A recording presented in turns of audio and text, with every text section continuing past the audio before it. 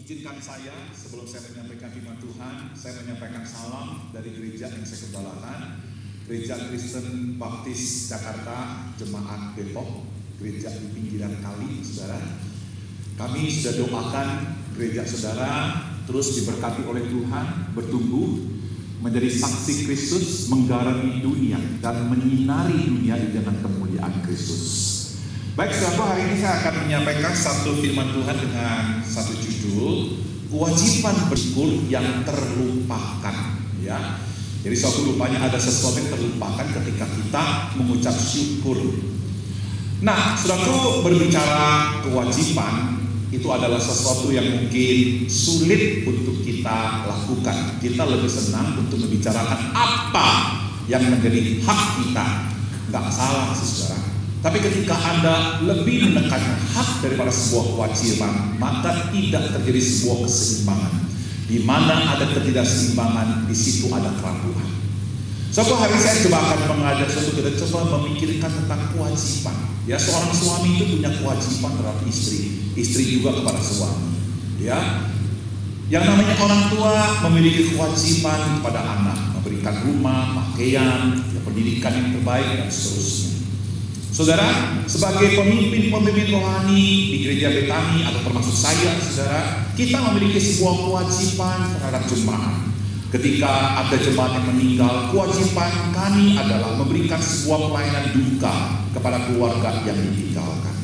Ketika ada pasangan nikah yang bermasalah, hampir bercerai, adalah kewajiban kami sebagai para pemimpin mengkonseling dan bahkan mendamaikan pernikahan mereka.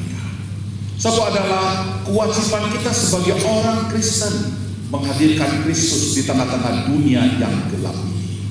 Nah, setelah itu adalah merupakan sebuah kewajiban yang kita mesti hidupi terus-menerus. Nah, salah satu kewajiban yang kita mesti jalankan adalah kewajiban bersyukur. Dan rupanya di dalam kewajiban bersyukur ini, saudara, ada sesuatu yang sering kita lupakan dalam hal kita mengucap syukur. Saya akan mengajak sesuatu kita membaca 2 Tesalonika 1 ayat yang ketiga. 2 Tesalonika 1 ayat yang ketiga.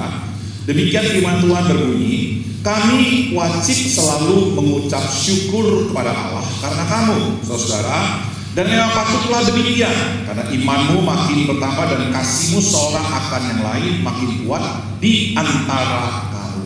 Sampai saya coba ingin mengupas mangga pelan-pelan, saudara, dan kemudian memotongnya kecil-kecil, ya, sehingga Anda bisa makan tanpa kesel, saudara. Ya, saya coba akan menggali 2 Tesalonika 1 ayat 3 ini supaya saudara ngeh, rupanya ada bagian dalam pengucapan syukur yang sering kali kita lewatkan atau kita lupakan. Padahal ini adalah sesuatu yang sangat penting dalam kehidupan kita sebagai orang percaya.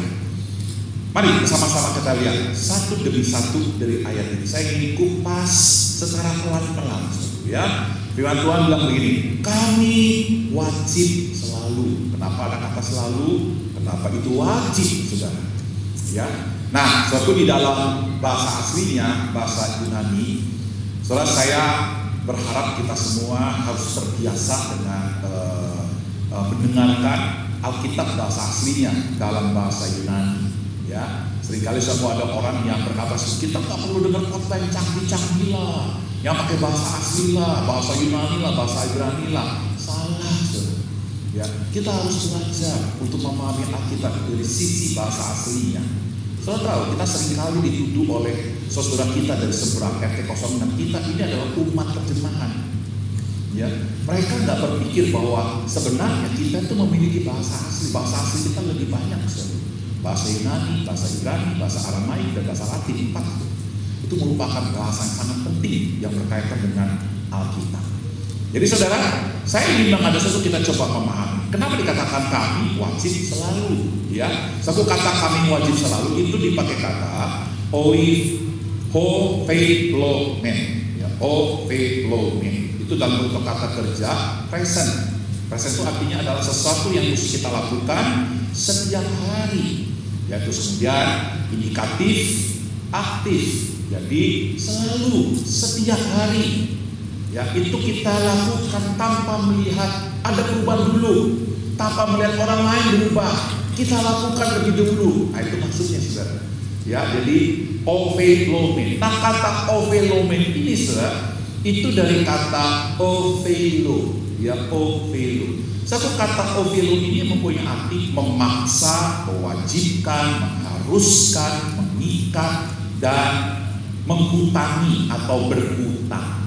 Jadi satu kata wajib di sini itu mempunyai arti latar belakang saat itu hubungan dagang.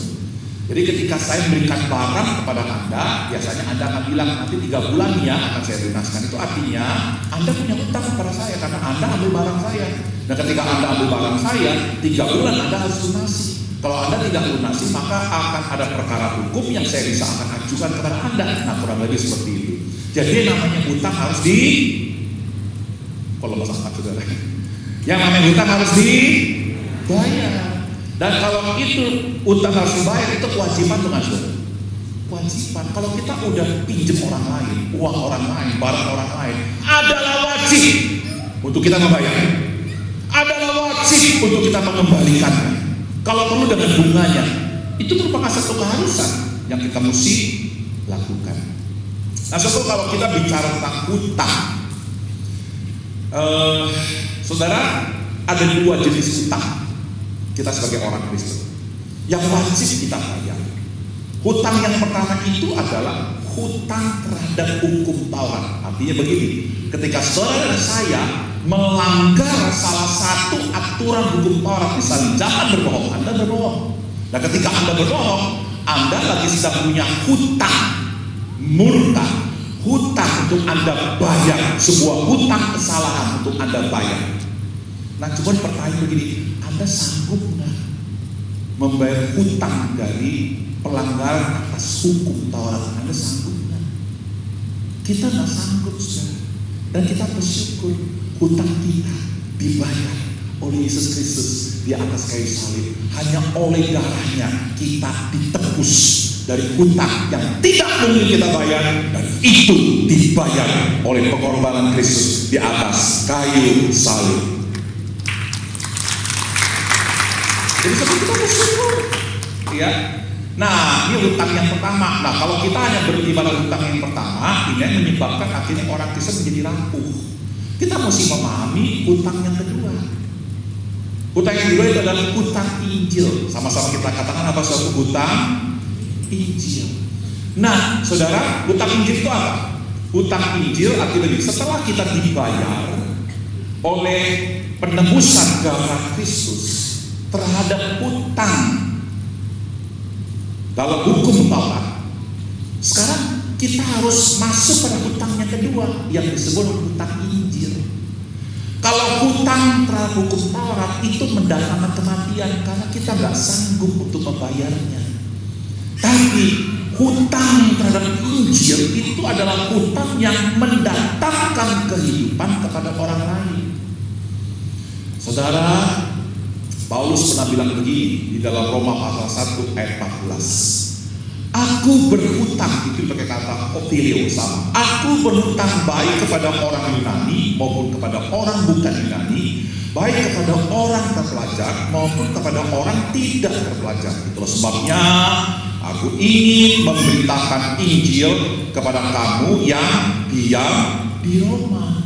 Jadi satu orang Kristen itu bukan sekedar pasif. Puji Tuhan, haleluya, aku sudah bebas karena Kristus, hutang saya sudah lunas. Tidak. Anda menjadi orang tua yang memberitakan Injil kepada anak. Anda harus memberitakan Injil kepada orang tua.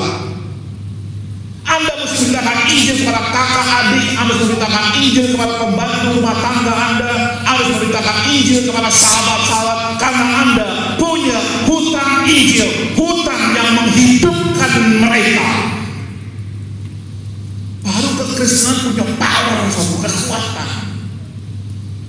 Nah, selalu kata hutang ini juga dicatat di dalam Roma 13 ayat 8. Janganlah kamu berhutang apa-apa kepada siapapun juga, tapi hendaklah kamu saling mengasihi, sebab barang siapa mengasihi sama manusia itu sudah memenuhi hukum Taurat. Filipi 1 ayat 4. Dan kalau dia sudah merugikan engkau ataupun berutang padamu, tanggungkanlah semuanya itu kepadaku. Jadi utang itu mesti dibayar.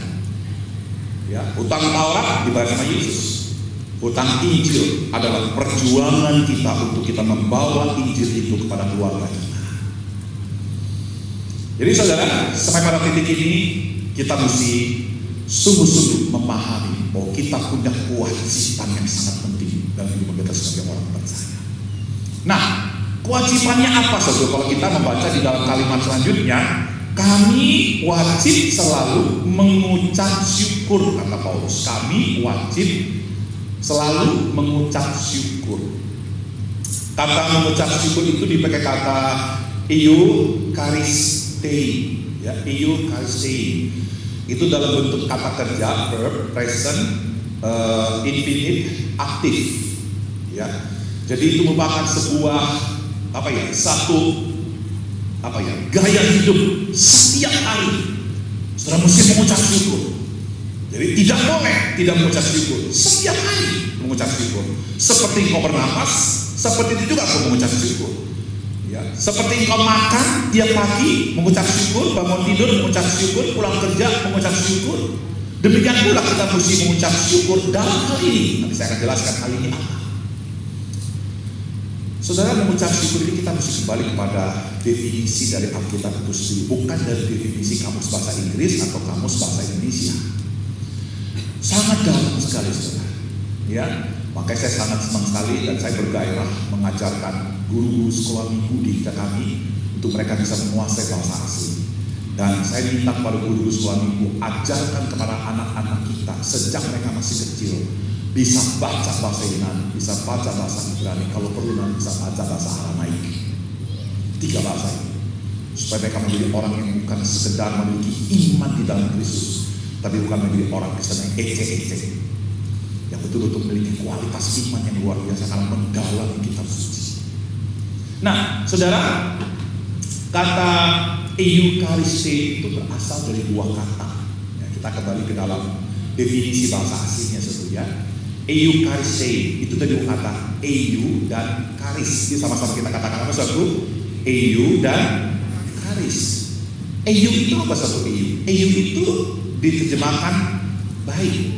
Nah, saudara tuh kalau kita baca Kisah 15 ayat 29, jikalau kamu memelihara diri dari hal-hal ini, kamu berbuat baik, sekianlah selamat. Jadi eu itu adalah suatu kondisi yang baik di dalam diri seseorang. Nah, sekarang pertanyaannya, apa yang menyebabkan dia baik? Bukan karena uangnya banyak, bukan karena dia jadi sehat, bukan karena dia mengalami mujizat lumpuh berjalan, bukan semata itu. Ya, dia menjadi baik oleh karena karis. Karis itu diterjemahkan anugerah atau kasih karunia. Satu ada seorang teolog biblical, seorang yang ahli di dalam bahasa asli yang bernama Taylor. Itu karis dipakai 154 kali di dalam perjanjian baru. Dia teliti semua satu demi satu 154 kata itu di setiap ayat dan konteksnya. Maksudnya apa? Ketika dia teliti selama berbulan-bulan sampai akhirnya dia menemukan definisinya. Nah, kita bersyukur satu ya. Saya berterima kasih kepada Taylor. Jadi saya nggak perlu pusing-pusing. Dia Alkitab lihat satu demi satu ayatnya 154 itu. Dan dia sudah berdefinisi dengan secara dalam, tegas dan dalam sekali satu ya. Nah, ini Taylor mengatakan seperti saya langsung saja dalam bahasa Indonesianya. Apa itu karis atau anugerah atau kasih karunia atau favor, sebuah kehormatan yang Tuhan berikan.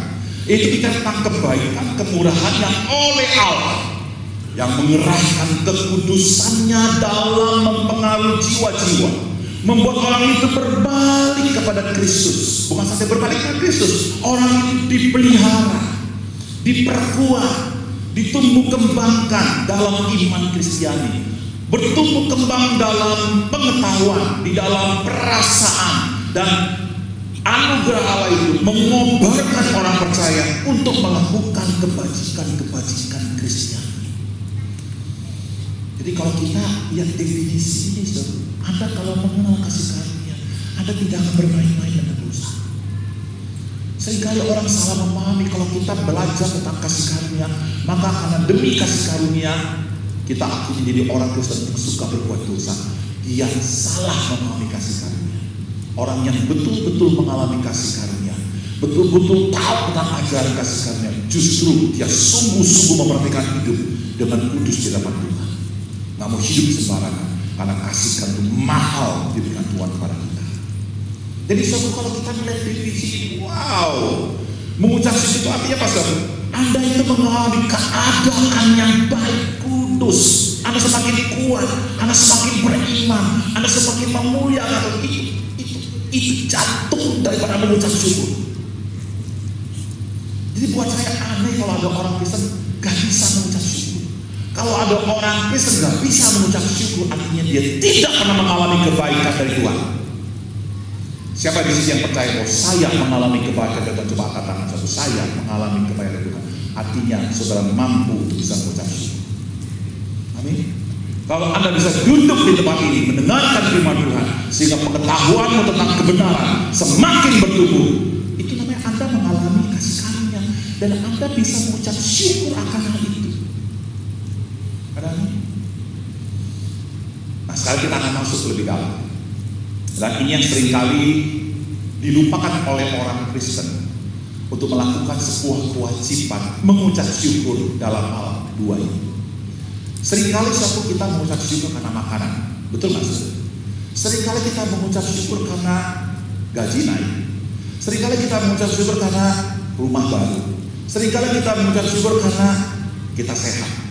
Enggak salah, saudara. Tapi saya ingin tanya saudara, kalau akhirnya gajimu naik, kemudian 1 tahun kemudian gajimu turun, Anda mengucap syukur kan?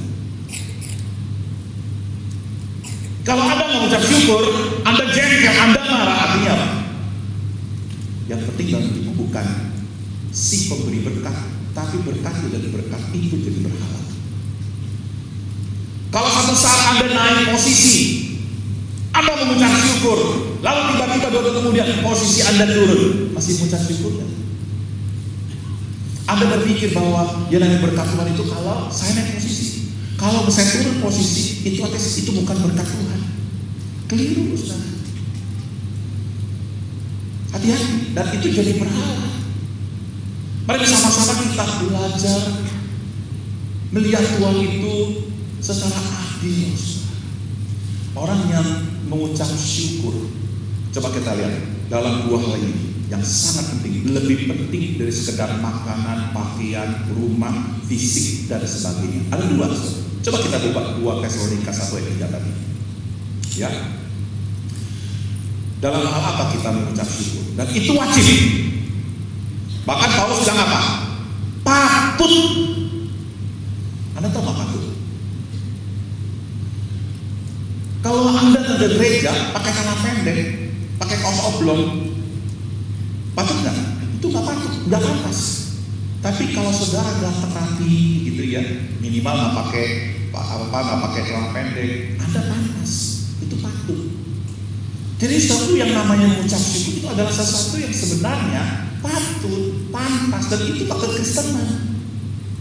Ketika kita mengucap syukur dalam 2 hal ini, itu patut dan pantas. Anda sungguh adalah orang Kristen. Ada 2. Yang pertama adalah karena imanmu makin bertambah dan kasihmu seorang akan yang lain makin kuat di antara kamu. Yuk kita baca sama-sama ya kalimat yang merah itu. 1, 2, 3. Karena imanmu makin bertambah dan kasihmu seorang akan yang lain makin kuat di antara kamu. Saya pengen tanya mas saudara, Anda pernah mengucap syukur enggak kalau iman anak makin kuat? Pernah enggak? Anda pernah mengucap syukur enggak kalau Anda melihat istrimu mencintaimu lebih dari sebelumnya? Anda pernah mengucap syukur? 2 hal ini sangat penting. Saya akan coba bahas 2 hal ini. Jadi ada 2 ya, iman yang bertumbuh, kasih yang menguat. Sama-sama kita katakan 1, 2, 3. Iman yang bertumbuh dan kasih yang menguat. Katakan sama kiri kanan, iman yang bertumbuh dan kasih yang menguat. Apa? Iman yang bertumbuh dan kasih yang menguat. Sekarang kita lihat yang pertama, Iman yang bertumbuh. Kita wajib sepantasnya dan sepatutnya kita mengucap syukur karena iman seseorang itu bertumbuh.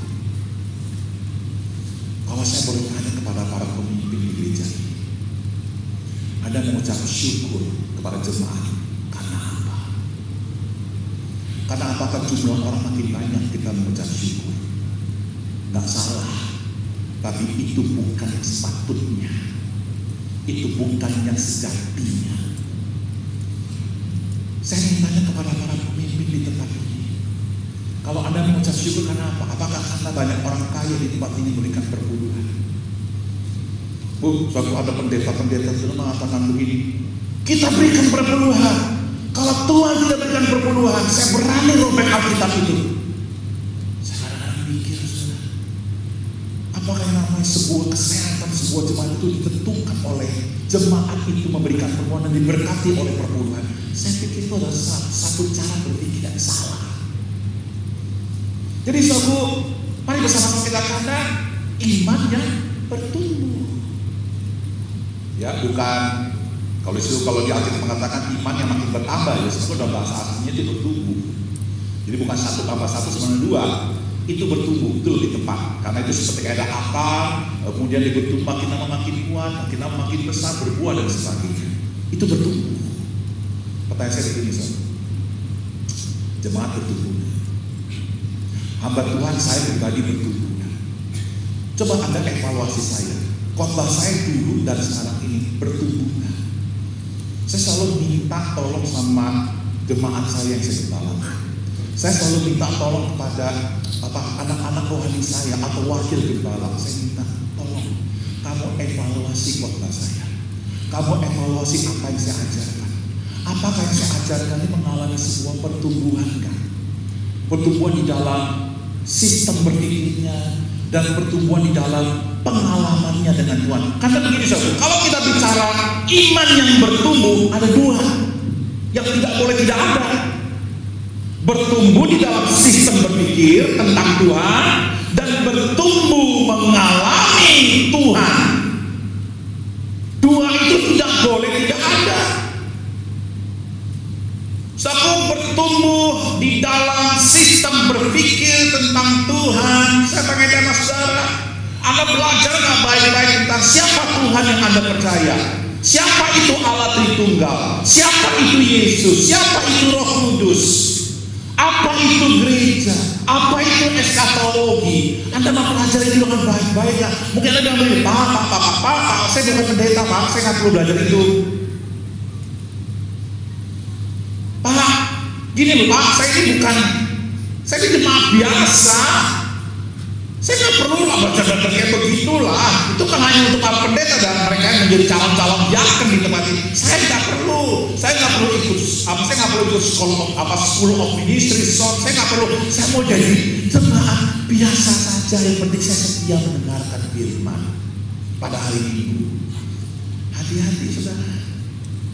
Karena saya ingin katakan begini. Anda jangan berpikir bahwa persoalan teologi atau sistem berpikir tentang Tuhan ini hanya berada di dalam ruang gereja. Ketika Anda keluar dari gedung ini, ada orang bertanya, apa itu Allah Tritunggal? Itu kok nggak masuk akal? Gimana sih? Kamu percaya satu Allah atau tiga pribadi? Enggak dong. Kalau Yesus pribadi, kalau Bapa pribadi, kalau Roh Kudus pribadi, itu berarti tiga Allah. Kamu menyembah tiga Allah. Anda bisa jawab nggak? Kalau ada orang luar bilang begini, di mana-mana sekarang terjadi kejahatan, kemiskinan di mana-mana, peperangan di mana-mana. Kalau demikian, Allah tidak ada. Lu itu orang ateis tapi ya memakai alasan kejahatan penderitaan di dunia ini untuk membuktikan bahwa Allah itu tidak ada. Saudara jangan berpikir bahwa ini hanya dalam lingkup gereja. Ketika engkau keluar dari gedung gereja, engkau akan berhadapan dengan pertanyaan-pertanyaan itu. Saudara saya bilang ada 4 jenis orang Kristen yang berkaitan dengan iman Kristen. Sistem berpikir. Yang pertama, saudara catat baik-baik ya. Yang pertama adalah orang Kristen yang dualis. Itu orang Kristen munafik. Oh ya, kalau di gereja saya percaya pada Allah itu enggak. Saya percaya Yesus sebagai Tuhan dan Juru Selamat satu-satunya di dunia. Tapi ketika di luar, enggak, Allahku sama. Ya, kita bisa diselamatkan karena perbuatan baik. Itu munafik, saudara. Anda jadi dualis. Yang kedua, saudaraku, adalah Anda menjadi orang Kristen yang pengecut. Ketika Anda berhadapan dengan pertanyaan kritis, Anda nggak berani masuk. Udahlah, aku lebih baik jadi orang Kristen petapa aja di gereja deh. Jadi dia karena Yesus mau hidup mulai sekarang Selasa, Rabu, Kamis, Jumat, Sabtu, Minggu di gereja aja. Anda nggak mau terjun ke dunia. Ini yang kedua. Yang ketiga, Anda dikalahkan oleh dunia. Jadi ketika Anda pergi ke dunia, berhadapan dengan pertanyaan-pertanyaan itu, oh iya, benar juga, gereja salah, kekristenan salah, kalau gitu aku ikut kamu. Anda dikalahkan oleh dunia. Yang benar yang mana? Yang keempat, Anda mengalahkan dunia dengan sistem berpikir yang kuat dan solid. Saudara, anak saya Stephen ini, dia studi di Seoul National University di Korea. Dia berhadapan dengan profesor-profesor yang ateis. Dia berhadapan dengan dosen dan rekan-rekan yang tidak percaya kepada Tuhan. Tapi anak saya berdiri kokoh ketika dipertanyakan dengan pertanyaan yang kritis. Dia bisa menjawabnya dengan solid. Ketika aku dengar ini, anakku bersyukur. Anakku tidak dipengaruhi oleh ateisme, tapi anakku mempengaruhi mereka dengan teis dari Tritunggal di dalam Kristus Yesus. Bahkan suatu ketika anak saya itu memiliki sebuah komunitas di Korea. 9 orang itu orang FT06. Cuman anak saya seorang diri yang adalah orang Kristen. Saya tahu, anak saya seringkali dibully oleh 9 orang ini. Apa itu alat itu nggak masuk akal? Alatku yang masuk akal. Oh, macam-macam saja.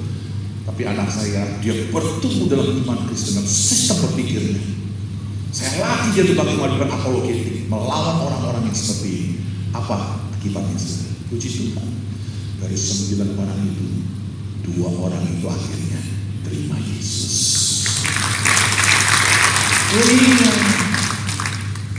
Memenangkan orang itu bukan sekedar kita bawa orang itu ke gereja. Bawalah Yesus ke mereka. Halo? Bawalah Yesus ke SMU, ke kampus, ke UI, ke UNER. Bawa. Saya punya anak rohani di sini lagi sedang studi hukum di UNER. Saya bilang bawa Yesus ke dalam dunia hukum. Saya berdoa nanti satu saat akan ada sahih tapi yang kedua, ketiga, keempat, yang di dalamnya di situ ada kualitas Kristus yang nyata. Jadi kita jangan menjadi orang Kristen yang kompromi, yang dualisme, yang munafik, yang dikalahkan dunia. Kita punya Kristus yang senang. Kita bisa menang pada buat mereka. Kita bisa memenangkan mereka karena Kristus kita sudah menang. Kenapa kita takut? Persoalannya bukan persoalan takut, saudara. Persoalan takut saudara nggak mau belajar. That is our problem in Christianity. Itulah problem kekristenan, saudara. Saya lagi menangani 3 orang anak muda. Papanya minta tolong sama saya. Sebelum dia pergi ke Amerika, orang ini sebagai anak, itulah ke gereja hari Minggu oke. Ya kadang-kadang ke gereja. Dan setiap kali anaknya nanya, papa, aku pengen belajar Alkitab, pengen pendalaman Alkitab. Papanya bilang, lu ngapain? Dalamin Alkitab, tidak perlu. Itu adalah untuk pendeta, bukan buat kamu. Jangan buang-buang waktu untuk belajar lebih dalam. Cukup cukup seminggu sekali kamu ke gereja, itu sudah buat apa sudah. Anda tahu soal yang terjadi di Amerika. 3 anak ini dikalahkan oleh ateis, dan mereka menjadi orang ateis. Saya pengen tanya, apakah belajar teologi itu adalah mini pendeta? Apakah milik para diaken? Enggak. Saya mau kasih tahu, kalau Anda keluar dari hidup gereja ini, wah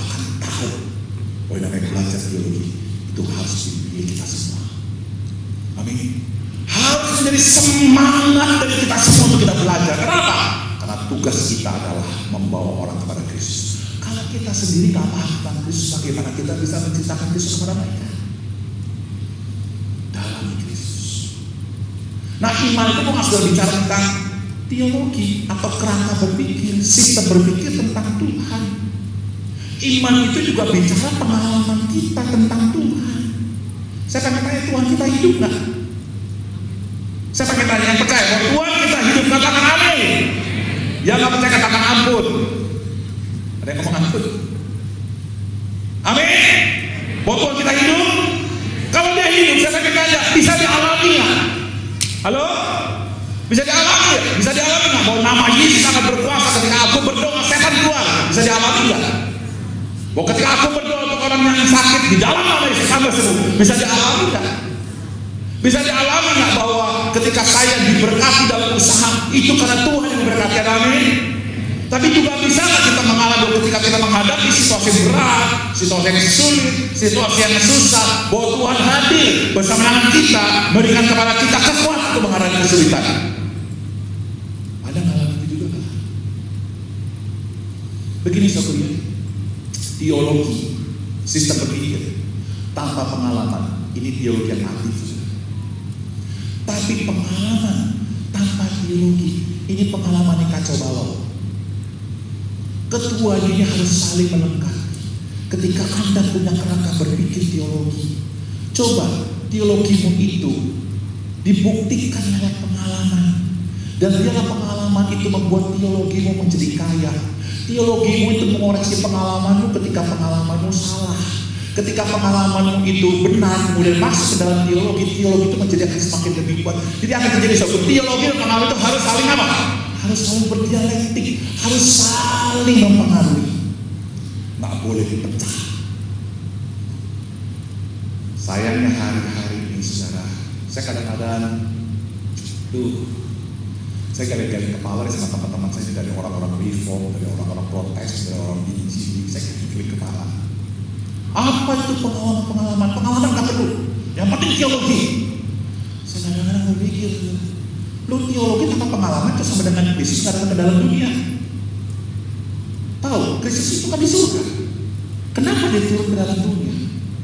Dia ada untuk hidup mengalami penderitaan kesulitan manusia. Tapi saya juga kadang-kadang gali-gali kepala sama teman-teman dari karismatik. Saya kadang-kadang dibenci oleh dua kubu saudara. Reform baju saya, kamu ini orang karismatik. Tetapi sekolah karismatik juga bilang begitu, kamu juga parah. Orang karismatik bilang apa? Nggak perlu teologi, nggak perlu teori, yang penting alamin. Ya, jadi akhirnya apa yang terjadi saudara? Reform sama karismatik, Protestan sama Pentekostal ribut, nggak habis-habis. Bilang kiri kanan, jangan itulah. Ya, setelah yang namanya teologi dan pengalaman sama kayak suami istri, dua-duanya mesti ada. Sama seperti mata teologi dan mata pengalaman kan nggak bisa pikir gitu. Repot jalan itu. Dua-duanya mesti ada, itu saling melengkapi.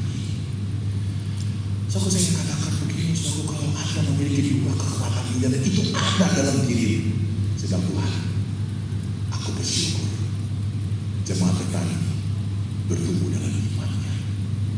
Kalau Anda kuat di dalam berteologi, Anda harus bertumbuh di dalam pengalaman. Kalau Anda kuat di dalam pengalaman, Anda mesti bertumbuh di dalam teologi. Dua-duanya harus saling mengisi. So, aku di Betani ini, jangan pernah dianggurin kalau ada sekolah orientasi melayani. Belajar baik-baik. Itu bukan untuk diangkat, bukan untuk pendeta, tapi untuk engkau menjawab dunia yang melawan kekristenan. Saudara harus belajar dengan sungguh-sungguh. Jangan larang anakmu untuk ikut apa? Pendalaman Alkitab. Jangan larang. Kalau diikuti pendalaman Alkitab, bersyukur anak saya seperti ini, saudara. Ya, walaupun sudah belajar banyak dari saya, dia bilang, apa aku kurang? Aku pengen belajar dari gereja kuliah. Puji Tuhan, anak saya bukan sekolah teologi dia tadi. Tapi dia mau dalamin terus, belajar. Tapi tadi kamu belajar terus. Dalamin firman Tuhan dan dalamin ilmu pengetahuan. Firman Tuhan plus ilmu pengetahuan, kamu memenangkan dunia. Itu saudara. Di tangan kananmu ada kitab suci, di tangan kirimu ada ilmu hukum. Di tangan kananmu ada kitab suci, di tangan kirimu ada ilmu militer. Di tangan kananmu ada kitab suci, di tangan kirimu ada ilmu ekonomi. Kau memenangkan dunia. Iman yang bertumbuh. Oke, sekarang kita lihat bagian yang kedua, saudara, adalah kasih yang memuat. Sama-sama kita katakan kasih yang memuat. Kasihmu seorang akan yang lain makin kuat di antara kamu. Oke, saya pengen tanya sesuatu ya. Ngomong-ngomong, gereja Betani ini makin kuat nggak dalam kasih? Atau makin melemah? Wah Pak, saya nggak bisa mengukur Pak. Oke, kalau Anda susah mengukur, saya ingin tanya yang lebih realistik. Keluarga, hubungan suami istri, semakin kuat atau semakin melemah? Hubunganmu dengan anak semakin kuat atau semakin melemah? Sebab kenapa ya hubungan cinta itu semakin melemah? Saya ingin ada suatu kita melihat sebuah proses yang sebenarnya adalah sesuatu yang kelihatan wajar. Saya akan mari kita melihat dari cinta romantis ke cinta objektif. Seperti biasanya kalau kita sebelum menikah cinta kita apa? Romantis kan? Romantis banget ya. Satu batok kelapa, dua sedotan. Ya toh, satu mangkok bami, dua empat sumpit. Dua pasang sumpit. Ya toh, kalau perlu, ya satu sikat gigi buat 20. Itu kan romantis. Romantis itu nggak objektif, loh. Nggak objektif. Orang yang romantis atau adalah orang yang nggak bisa melihat kejelekan orang lain atau kejelekan kekasihnya atau kejelekan gerejanya atau keluarga. Dia nggak bisa lihat. Selalu dia itu baik, jelek jadi baik. Maaf ya kalau saya boleh pakai kata ini. Lihat tai kucing kayak coklat, itu romantis. Sang perempuan dengan sayang, pacar sayang. Aku ada jerawat, ngomongnya apa? Oh, itu bagaikan langit dengan adanya bintang. Coba kita bayangkan kalau langit tanpa bintang, itu kan romantis. Nah, dari romantis maka akan ke mana? Ke objektif. Nah, kalau sudah katakan tingkatan objektifnya artinya apa? Papa, kan mulai papa kedua sayang. Papa, aku ada jerawat. Ya papa jerawat apa? Itu kan jelek. Gitu kan saudara. Jelek. Tapi aku juga tahu bahwa kamu cantik. Selain jerawat juga ada cantiknya. Itu objektif. Dia bisa membedakan cinta kucing itu pakai coklat. Ya, itu objektif. Jadi dia bisa melihat apa adanya. Belum kalau dulu saya bawa pacaran, bau badan enggak wangi. Halo, dulu kan begitu kan? Ayo lihat muka kiri kanan begitu kan dulu. Bau badan enggak wangi Pak. Tapi coba kalau menikah 3 bulan kemudian, ya bau badannya badan, ya parfum. Itu jadi objektif. Objektif salah nggak? Nggak salah. Tapi jangan berhenti di sini. Kalau berdiri di sini, saya pakai sudah nanti akan gini. Manusia kita sudah jatuh di dalam dosa. Ada kecenderungan untuk kita selalu melihat yang negatifnya daripada yang positif. Makanya kita mesti pada kasus yang ketiga nih, dari cinta pengorbanan kepada cinta Kristus. Apa itu cinta pengorbanan? Cinta pengorbanan begini satu ya. Yang saya tahu suami saya ada problem yang sangat besar. Memang saya nggak suka dengan hal itu. Tapi biar saya yang berkorban daripada anak saya. Biar saya yang berkorban daripada orang tua saya menjadi malu. Kalau saya cerai, nanti apa kata anak saya? Apa kata orang tua? Dan nggak apa-apalah, aku yang makan aja itu kesulitan. Itu namanya Anda berkorban. Bagus nggak? Bagus nggak? Bagus tuh. Saya bilang jelek. Bagus. Cuma ada masalah nggak? Ada masalah. Nanti suatu saat kalau anakmu sudah menikah dan sudah keluar dari saudara, ini waktunya aku ceraikan kamu. Nanti ketika orang tua mau menikah, ini waktunya aku ceraikan kamu. Ada orang maaf ke gereja itu karena faktor orang tua. Saya sebenarnya udah gak tahan sama gereja Betani, tapi kenapa papaku diangkat di sini, papaku pendeta di sini. Jadi aku yang mesti di sini. Apa kata orang? Kalau papaku di sini, aku di sana. Biar akulah yang jadi korban lah, jangan papa yang jadi korban. Nanti kalau aku pindah gereja, orang akan ngomongin papa. Aku nggak mau, biar aku yang jadi korban. Bagus kan? Bagus. Tapi saya mau kasih tahu, ada masalah kan? Ada masalah. Jadi kalau papanya meninggal, sekarang udah waktunya. Aku tinggalkan Betani, aku pergi ke sana, ke gereja GSJS, ke gereja GMS, semua macam-macam lah saudara nanti lah. Ada jadi jemaat Simon dan Nandi. Itu loh saudara. Saya nggak tahu hari ini. Ada sekarang posisi cintamu ada di mana? Tapi yang jelas bukan romantis lagi sih, benar kan ini? Jadi kan belum menikah cukup lama lagi. Masih romantisan kan? Satu kelapa 2 sedotan. Kayaknya sih enggak lah ya. Masih romantisan tak kalau dia mau jalan? Enggak kayaknya sih. Ya, kalau laki-laki jalan di depan 3 langkah di belakang istrinya, itu artinya sudah 3 tahun usia pernikahan. Nanti kalau sudah 10 langkah, itu 10 tahun. Nanti udah hilang, udah nggak terduga. Jangan romantis lagi. Sampai pada titik ini saya hanya bilang, kalau Anda mengadakan cinta romantis, cinta objektif, cinta pengorbanan, engkau akan lelah, engkau akan capek. Itu sebabnya saya hanya ngomong begini, kalau engkau sudah lelah, kembali kepada cinta Kristus, datang kepada Dia yang mencintai dirimu, pegang Dia karena Dialah kekuatan kita. Saudara, saya akan nanya suatu kata lihat, apa sih gereja yang sehat?